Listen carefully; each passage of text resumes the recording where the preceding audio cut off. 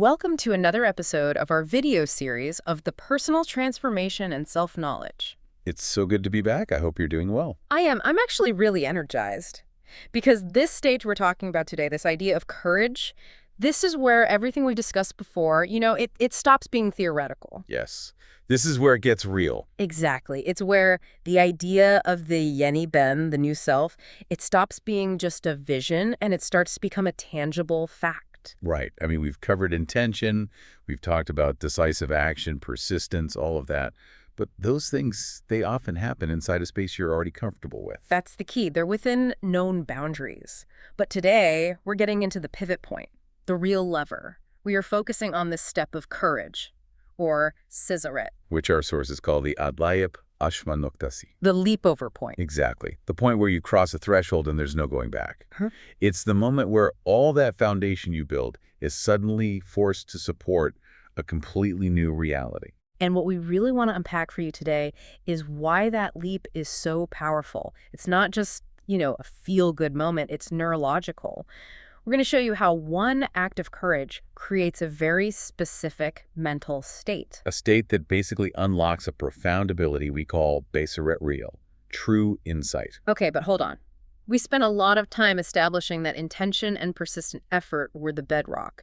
So why are you saying that courage is the most critical junction? Isn't getting the intention right the hardest part? That's a great question. Think of it like this. Intention is the blueprint for a bridge, but courage is the detonator that clears the path to build it. You can intend to build that bridge forever. But you're still on the same side of the canyon. Precisely. Until you take that first uncomfortable step off the familiar shore, the intention just sits there. In this context, courage means stepping into a situation where the outcome is genuinely unknown, where you could fail or feel awkward or be rejected. And that uncertainty, that's the magic ingredient. It's the essential ingredient. It's what changes your brain chemistry. I think that's a really crucial distinction because when people hear courage, their minds jump to, these grand cinematic gestures. Quitting your job, running a marathon. Right. But real transformative courage is actually much more accessible. It's often small and social. It really is. Let's use that example from our source material. It's so relatable. Let's say you've lived in an apartment for 2 years, and you see your next-door neighbor all the time. You nod, but you've never actually met them. Because it's just easier not to. It's easier to stay in your routine. Exactly. So the courageous step is simply knocking on their door. Maybe you bring them some ashur, that traditional dessert you share, and you just say, hello, I'm your neighbor. That feels so simple, but I can feel the discomfort just thinking about it. You're risking that moment of social awkwardness. They could be busy or dismissive. And that social risk is exactly what our entire system is designed to avoid.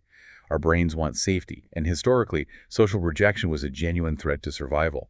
So when you deliberately invite that little risk, you force your system to react. Okay, so let's walk through it. I've knocked on the door. It's opening right now. What is the immediate physical change happening inside me in that moment? The first thing is immediate.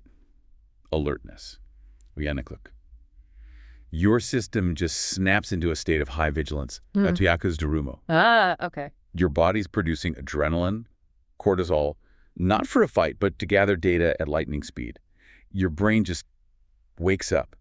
It needs information right now to understand this new, non-routine situation. And you feel that as a kind of tension, right? It's why when you travel to a new country or you're trying a totally new kind of food, you're mentally sharper. You're hyper aware of everything. Yes. Think about meeting new people. We immediately try to reduce that uncertainty. We ask questions. What's your name? What do you do? Where are you from? We're desperately trying to build a sense of familiarity because that novelty is so demanding on our processing power. And that demand. Yeah. That's the engine for growth. That's the engine. That alertness gives you this huge neurological boost. It massively enhances your brain's ability to learn, to perceive, to process new information.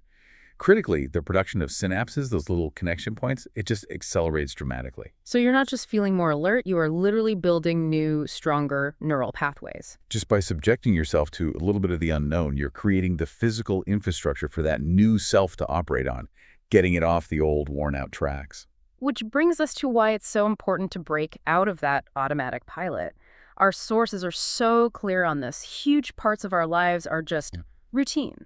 Same commute, same reactions, same patterns of attention, and you're not even consciously aware of it. And that automatic pilot is managed by, well, you can think of it as three main neural networks. The first one is the default mode network, or DMN. That's the daydreaming network, isn't it? When you're just zoning out, staring out the window. Exactly. Yeah. But here's the thing. It's not passive at all. The DMN is an intensely high-energy state. Your brain is archiving memories, connecting random ideas, running simulations of your past and future, all related to your current self. It's expensive to run. Very. Which is why the brain loves predictable routines. It means the DMN doesn't have to burn so much energy constantly recalculating the world. Okay, so that's network one. What's the second? The second is much more straightforward. It's the attention network. A notification on your phone, a bird flying by, something grabs your focus, and that network lights up to handle that specific thing. Simple. But the third one, this is the gatekeeper, right? This is the link to Basiret, the Saliency Network. Yes, the Basiret. This network is the manager. It decides where your focus goes. It manages the switch between that internal daydreaming of the DMN and the external focus of the attention network, and it makes that decision based on your internal priorities. Right. So if you're thirsty, suddenly water is the most salient thing in the world. You notice it everywhere. Exactly. Or let's use the object example. You have a dozen things on your desk. Your favorite pen is one of them. While you're typing, your saliency network just filters it out. It's irrelevant. But the second you think, I need my pen, your brain instantly locks onto it. The pen didn't change, but your internal priority did. And that is the transformation link. That's it. When you take that act of courage knocking on the door, you force the saliency network to change its priority from keep things routine and comfortable to gather information now. You're stepping outside of unconscious automatic living. And that shift lets you see options, details, possibilities that were always physically there, but your brain just filtered them out because they didn't fit the old self's priorities. And this profound shift in your brain's filtering mechanism, this is what leads us directly to Basiret, to insight. Yes. The goal of that courageous step. Yeah. And the concept is so deep in the culture. I mean, think of that Turkish idiom, bariyen, parin, balin. My Basiret was blocked. My insight was tied up. It's such a perfect description of that feeling of being blind to an obvious solution right in front of you. It really is. The root word basar is Arabic for to see. So Basiret isn't about eyesight.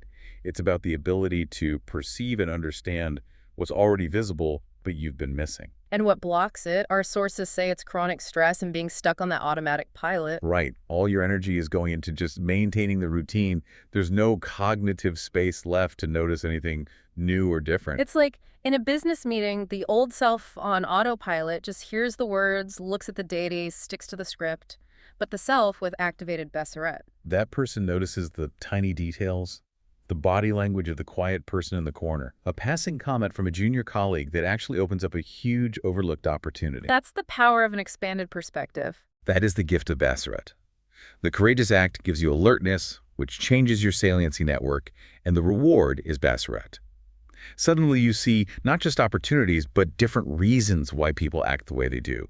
You see the whole scope of what's possible. And that new insight becomes the fuel for the next cycle.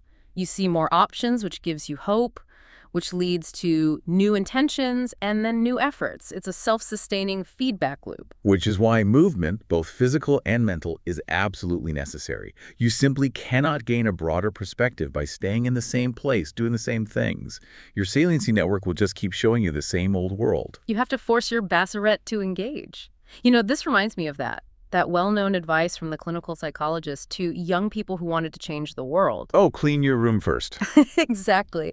It caused a lot of debate, but the psychological truth behind it is so profound. It is.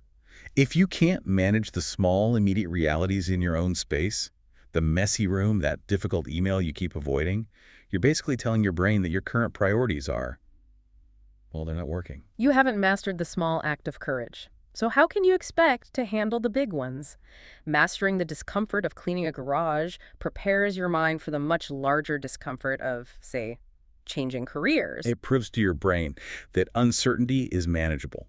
So to bring it all together for you, Basiret is that expanded vision, that gifted ability to see and evaluate the opportunities that are already there, and it's achieved by breaking the chains of automaticity. Through a deliberate act of courage. The chain is so clear now.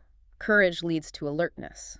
That alertness forces a shift in your saliency network, and that shift unlocks the critical skill of Basiret. A broadened Yeah. perspective. It helps us see what was already visible, but we were just ignoring out of habit. It's an incredibly powerful skill, Mm, but it is still operating within the world you can see and touch. right. This isn't the end of the journey. Not at all.